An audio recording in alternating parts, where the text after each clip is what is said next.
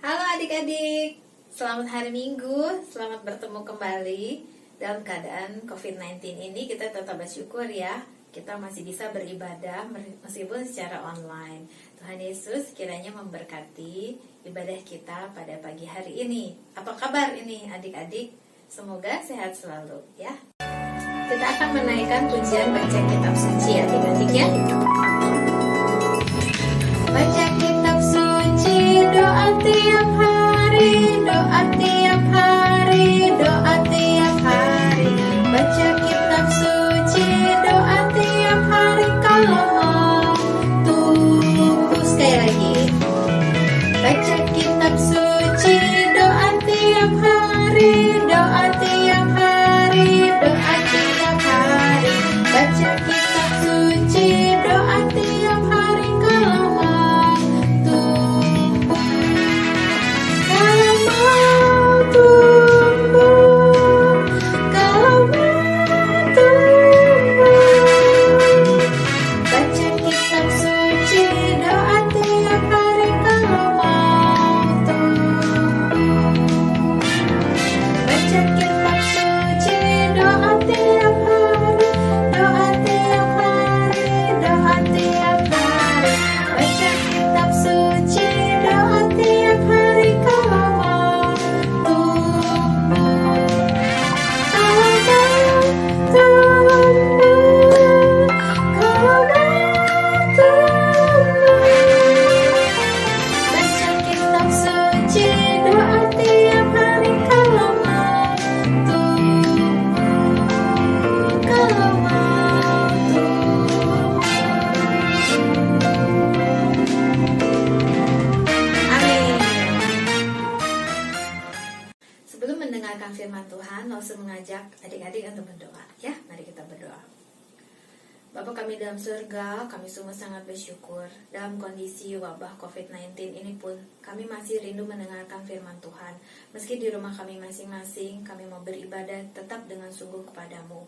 Sebentar kami akan mendengarkan firman Tuhan, buka hati dan pikiran kami untuk mengerti bagaimana Tuhan mau berbicara kepada kami.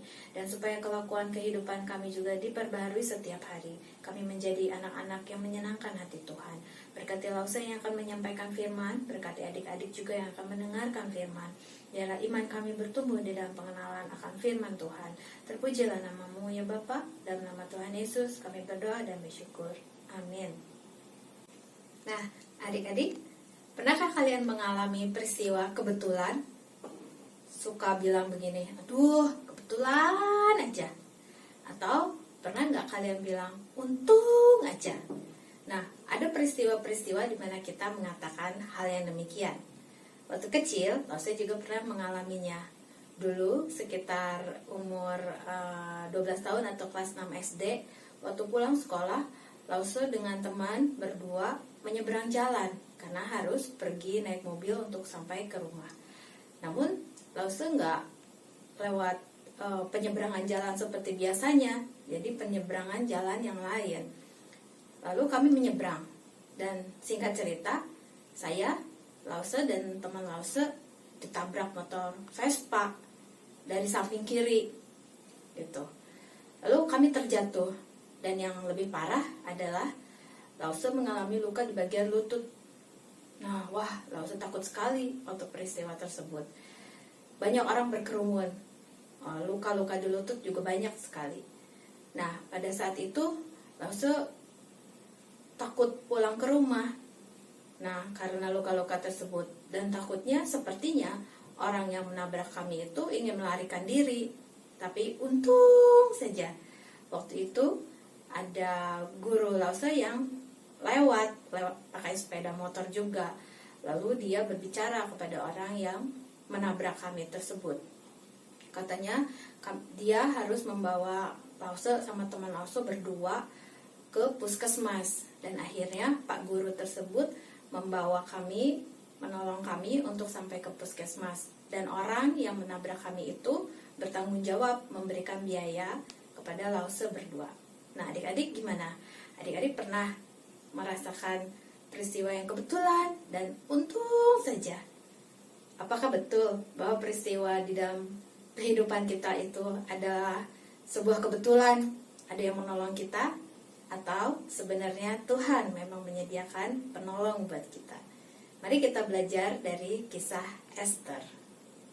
Kitab Ester terdiri dari 10 pasal 1 sampai pasalnya yang ke-10. Di sini Ester akan terlibat dalam menyelamatkan bangsa Yahudi. Nah, pada suatu hari Raja Ahasiweros mengadakan perjamuan yang besar selama 180 hari untuk pembesar-pembesar negeri. Lalu dia melanjutkan perjamuan yang kedua, yaitu 7 hari lamanya untuk seluruh bangsanya, seluruh rakyatnya, baik rakyat besar maupun orang-orang dari kaumnya yang kecil. Nah, ia memamerkan seluruh harta kekayaannya di situ, baik mulai dari interior, eksteriornya yang sangat megah, makanan dan minuman yang sangat mewah dan enak-enak. Demikian juga dia ingin memamerkan kecantikan dari Ratu Wasti istrinya. Namun Ratu Wasti menolak, sehingga dia bertanya kepada para penasehatnya apa yang harus dia lakukan. Penasehatnya menawarkan bahwa Ratu Wasti sudah menghina kepada suami. Nanti semua orang juga akan menghina suami-suami mereka. Nah, saat itu para penasehat menawarkan bahwa Ratu Wasti harus diturunkan dari jabatannya dan Raja Ahasiweros harus mencari ratu yang baru. Kita akan saksikan tayangan video singkat berikut ini.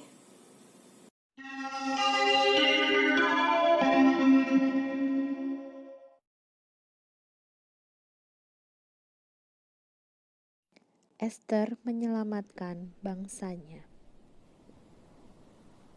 Raja Ahasiweros adalah raja Persia. Saat dia menjadi raja, ia memperbolehkan orang Yehuda pulang ke Yerusalem untuk membangun Bait Allah. Namun sebagian ada yang tetap tinggal di Persia. Mereka dipanggil Yahudi karena mereka dari Yehuda. Raja Ahasiweros memilih Ester menjadi ratunya. Ester tidak memberitahu bahwa ia adalah seorang Yahudi. Pada suatu hari, Mordekai mendengar Haman ingin membunuhnya bersama dengan semua orang Yahudi. Mordekai sangat marah. Ia tidak mau saudara-saudaranya dibunuh. Mordekai dan semua Yahudi menangis. Ester tidak tahu apa yang sedang terjadi. Mordekai mengirim orang memberitahu Ester tentang rencana jahat Haman. "Ester, kau harus melakukan sesuatu," kata Mordekai. "Minta raja menghentikan rencana tersebut, bebaskan orang Yahudi." Ester menjawab, "Tidak ada orang yang dapat menjumpai raja, kecuali raja memanggilnya. Kalau lancang, orang tersebut akan dibunuh." Lalu Mordekai menjawab, "Tapi kau juga orang Yahudi, Ester. Kau bisa mati juga, mungkin karena inilah kau menjadi ratu." Dengan cara inilah Allah menaruh Ester di kerajaan untuk menyelamatkan umatnya. Lalu Ester meminta Mordekai dan semua Yahudi berpuasa 3 hari lamanya. Lalu Ester akan pergi kepada raja meskipun resikonya kematian. Pada hari yang ketiga, Ester datang kepada Raja Ahasiweros. Raja melihatnya dan mengelurkan tongkat emasnya, tanda raja dapat ditemui. "Apa yang kau mau, Ester?" tanya raja. "Setengah dari kerajaan ini akan kuberikan kepadamu." Ester menjawab, "Bersediakah raja dan Haman datang ke perjamuan hari ini?" Pada hari itu, datanglah raja dan Haman ke perjamuan. Setelah makan, raja bertanya, "Ada apa, Ester? Setengah dari kerajaan ini akan kuberikan kepadamu." Ester menjawab, "Datanglah lagi besok ke perjamuan yang kedua." Keesokan harinya, raja dan Haman kembali datang ke perjamuan dan berkata, "Ada apa, Ester? Setengah dari hak kerajaan ini akan kuberikan kepadamu." Ratu Ester menjawab, "Ada orang yang mau membunuh semua kaumku." "Siapa itu?" kata raja. "Dia, orang jahat itu, Haman," jawab Ester. Raja sangat marah dan menghukum Haman beserta orang-orangnya. Orang Yahudi bebas. Allah memegang kendali atas rencana jahat Haman untuk menghabisi orang Yahudi. Iblis berencana merusak rencana agung Allah kepada orang percaya. Sama seperti Yesus Kristus yang harus mati di kayu salib, tapi Yesus adalah Allah bangkit dari kematian. dan menyelamatkan kita, orang yang percaya kepadanya, satu kali untuk selama-lamanya. Adik-adik, dari video singkat yang kita saksikan tadi, kita dapat melihat apakah sebuah kebetulan Esther ditempatkan oleh Tuhan di benteng Susan di kerajaan Persia tersebut untuk menyelamatkan bangsa Yahudi kemudian, ataukah memang Tuhan dengan sengaja telah menempatkan Esther untuk satu dan maksud tujuan Tuhan tersendiri. Adik-adik, pada awalnya Mordekai tidak memiliki maksud dan tujuan tertentu saat anak angkatnya yaitu Esther diikut sertakan untuk mencari ratu Persia pada saat itu. Mordekai dan Esther hanya berpikir biasa saja, yaitu ingin memenangkan kontes kecantikan tersebut. Karena Esther cantik parasnya dan elok perawakannya. Ini pun adalah bukan sebuah kebetulan. Tuhan memberikan paras yang cantik kepada Esther, yaitu untuk menempatkan Esther di benteng Susan di kerajaan Persia, supaya dia bisa lebih dekat dengan raja. Nah, mengapa pada saat itu bangsa Yahudi ingin dimusnahkan oleh Haman, yaitu salah satu petinggi perwira di kerajaan Persia tersebut? Karena ketika Haman diangkat menjadi perwira tertinggi di kerajaan Persia, semua orang wajib menghormatinya dengan cara sujud menyembah kepada dia setiap hari. Tapi Mordekai tidak mau melakukannya. Berhari-hari Haman marah dan meminta supaya Mordekai menyembah kepada dia seperti orang yang lain. Namun berkali-kali juga Mordekai tidak mau menyembah kepada Haman tersebut, karena baginya di dalam prinsipnya dia hanya menyembah kepada Allah, bukan kepada manusia. Coba kalian bayangkan apa yang akan terjadi dengan bangsa Yahudi bila Haman berhasil memusnahkan mereka. Maka nubuatan tentang Mesias, yaitu janji seorang penolong yang akan menyelamatkan bangsa Israel, tidak akan pernah terjadi. Yesus Kristus tidak akan pernah lahir. Dari sini adik-adik kita melihat dan mempelajari bagaimana Allah dengan setia melindungi bangsa umat pilihannya. Perjanjiannya tetap untuk selama-lamanya dan dia setia menolong. Dia memberikan pertolongan meskipun pada awalnya Mordekai tidak mengetahui bahwa Allah menaruhkan rencana di dalam hal tersebut.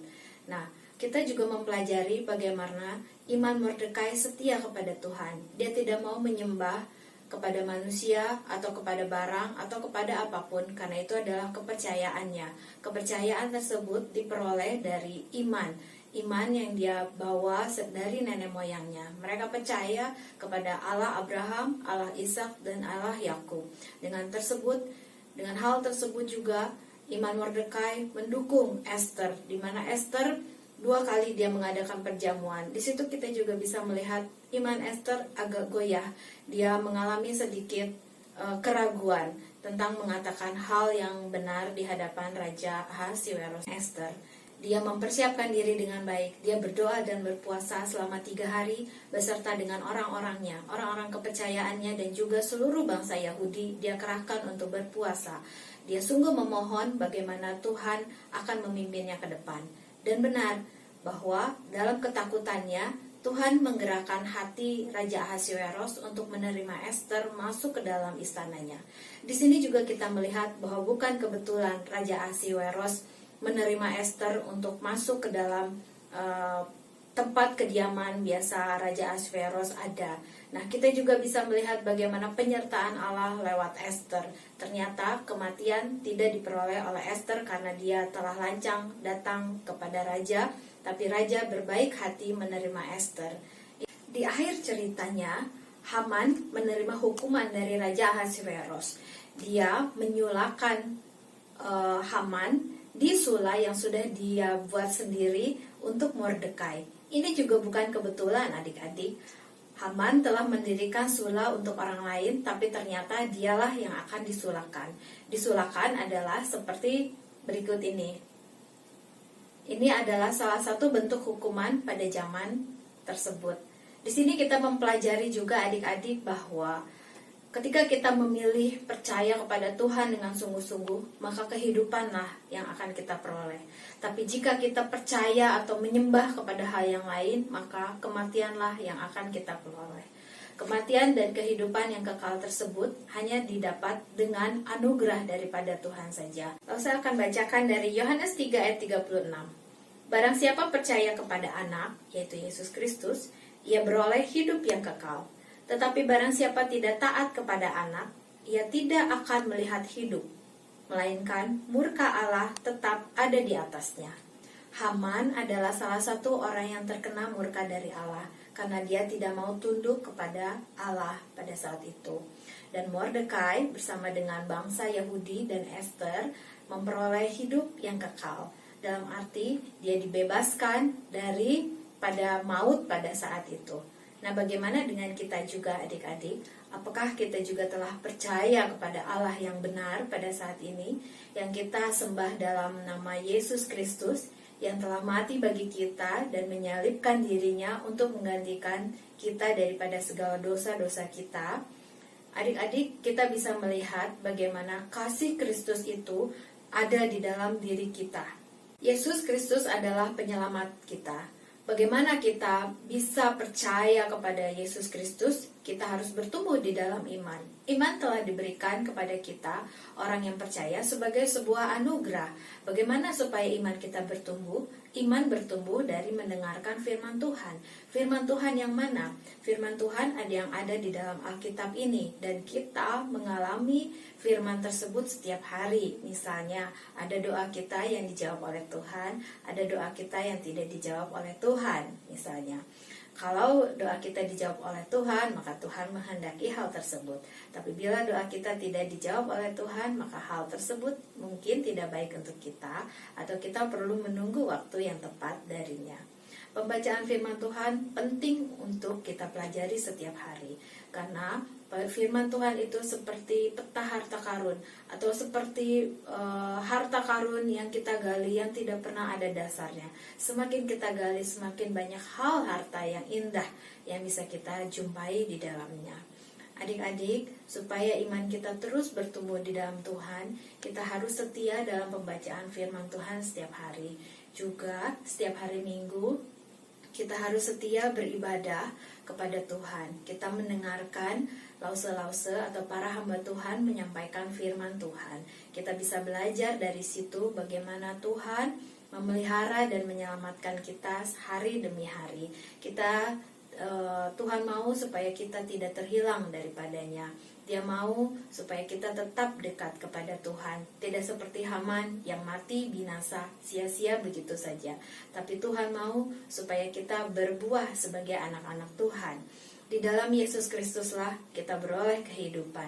Karena begitu besar kasih Allah kepada kita, orang-orang yang percaya kepadanya, sehingga Tuhan mau kita hidup bersama-sama dengan Dia di dalam kekekalan. Kehidupan yang kekal itu adik-adik bukan tentang nanti saja, tapi juga tentang kehidupan saat ini. Bagaimana kita penuh dengan damai sejahtera, bagaimana kita penuh dengan sukacita setiap hari, bagaimana kita berpengharapan terus setiap hari kepada Tuhan. Nah, apakah dosa masih tetap ada di dalam diri kita? Di sekeliling kita, kita masih bisa saja melakukan dosa. Tapi jika ada Yesus Kristus di dalam hati kita, ada Roh Kudus yang akan menolong kita untuk menangkal semuanya itu. Bila kita masih melakukan dosa, masih mencontek, masih ganggu adik, membuat nangis adik, maka dosa itu masih kita lakukan. Tapi bila kita mau menahan diri kita daripada segala dosa-dosa tersebut, lalu percaya Roh Kudus akan terus menumbuhkan iman kita supaya kita bisa menjadi anak-anak Tuhan yang terbaik. Jadi adik-adik, pada kesimpulannya, apakah di dunia ini ada sesuatu yang kebetulan atau memang pertolongan Tuhan? Jawabannya itu adalah pertolongan Tuhan. Tuhan menyediakan yang terbaik bagi kita, Dia menolong kita. Karena Allah itu maha tahu, Dia tahu apa yang ada di depan kita. Dia juga tahu apa yang terjadi di dalam kehidupan kita. Jadi, bila adik-adik memiliki masalah, datanglah kepada Tuhan. Dan lewat doa kita, lewat pergumulan kita katakan kepada Tuhan. Dan kita bisa sharing juga kepada orang tua kita. Karena orang tua kita seperti wakil Tuhan. Mereka telah belajar banyak, lebih banyak dari kita mengenai firman Tuhan. Mereka akan membimbing kita juga supaya kita bisa melewati masalah demi masalah dengan terus bergantung kepada Tuhan. Adik-adik, sekarang kita mau mengatakan bahwa tidak ada yang kebetulan bagi Tuhan, tapi kita akan mengganti kata kebetulan menjadi Tuhan menolong saya. Yuk kita sama-sama katakan, Tuhan menolong saya. Tuhan menolong saya. Dan kita akan mengganti untung saja ya. Kalau kita bisa lihat di kehidupan sehari-hari, untung saja, kita mau ganti kata untung saja dengan puji Tuhan. Kita ganti kata untung saja menjadi puji Tuhan. Puji Tuhan, pengharapan kita hanyalah dari Tuhan. Yesus Kristus yang mengasihi saya, mengasihi adik-adik semua, mengasihi orang-orang yang percaya kepadanya. Percaya kepadanya harus dengan sungguh-sungguh menyerahkan pribadi kita kepada Tuhan. Kalau adik-adik belum begitu mengenal Tuhan Yesus, berdoa minta Tuhan bukakan hikmat supaya adik-adik bisa dengan sungguh-sungguh percaya kepada Dia. Bila adik-adik telah percaya kepada Dia, setialah kepadanya, karena upah kita besar di sorga. Kehidupan yang kekal, bertemu dengan Tuhan Allah, bertatapan muka dengan muka, dan kita akan hidup bahagia selamanya, baik di bumi, baik di sorga. Terpujilah nama Tuhan Yesus. Shalom. Kita akan menutup pembacaan firman Tuhan dengan berdoa sekali lagi. Mari kita berdoa adik-adik. Bapa kami dalam sorga, firman Tuhan sudah kami dengarkan, dan kami sudah mengerti bagaimana bahwa peristiwa di dalam kehidupan ini tidak ada yang kebetulan, tapi tangan kasih Tuhan memelihara kami untuk menyelamatkan kami hari demi hari. Bahkan Engkau memberikan kepada kami keselamatan jiwa kami. Tuhan menuntun kami supaya kami selamat, bebas daripada segala dosa. Dan terima kasih untuk anugerah tersebut ya Tuhan Yesus.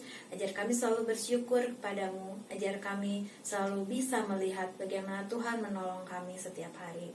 Berkati kami Tuhan dalam kehidupan kami sehari-hari.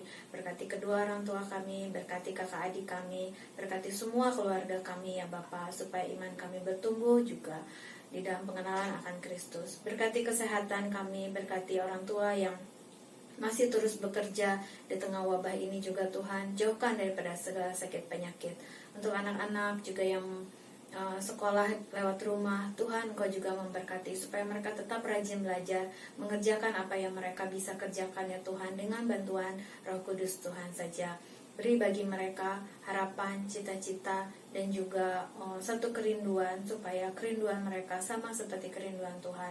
Berkati supaya mereka menjadi anak-anak yang luar biasa untuk kemuliaan nama Tuhan. Terima kasih Bapa Surgawi, berkati juga supaya semua pujian dan ibadah kami menyenangkan hati Tuhan. Ampuni segala dosa dan pelanggaran kami ya Bapa Surgawi. Dalam nama Tuhan Yesus kami berdoa dan bersyukur. Amin. Adik-adik, kita akan mengakhiri firman Tuhan. Kita mau menaikkan pujian, Tuhan akan menolongku. Mungkin ini lagu baru, tapi mari kita lihat dan pelajari bersama ya.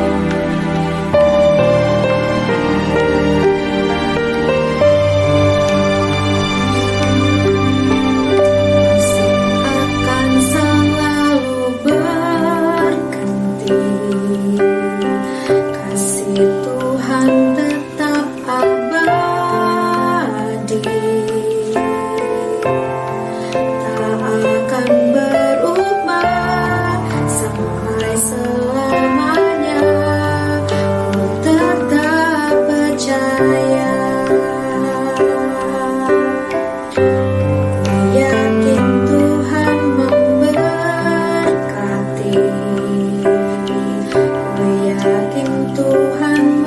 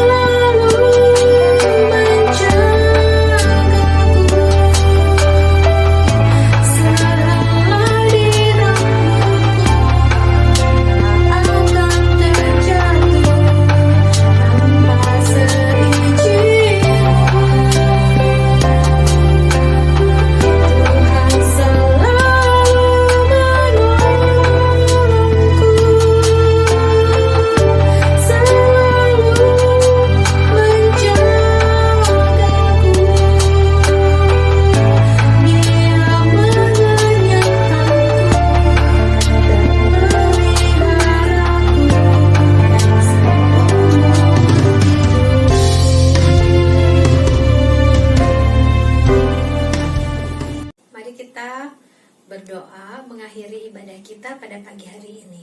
Kita berdoa. Bapa kami dalam surga, terima kasih bahwa kami sudah menaikkan pujian kami dan kami sudah menaikkan penyembahan kami hanya kepadamu. Kiranya Engkau yang memberkati dan menerimanya, Tuhan, menjadi satu persembahan yang harum bagimu. Dan kami juga sudah mendengarkan firman Tuhan. Kiranya firman Tuhan meresap di dalam hati dan pikiran kami. Dan biarlah hanya nama Tuhan dipermuliakan dalam kehidupan kami.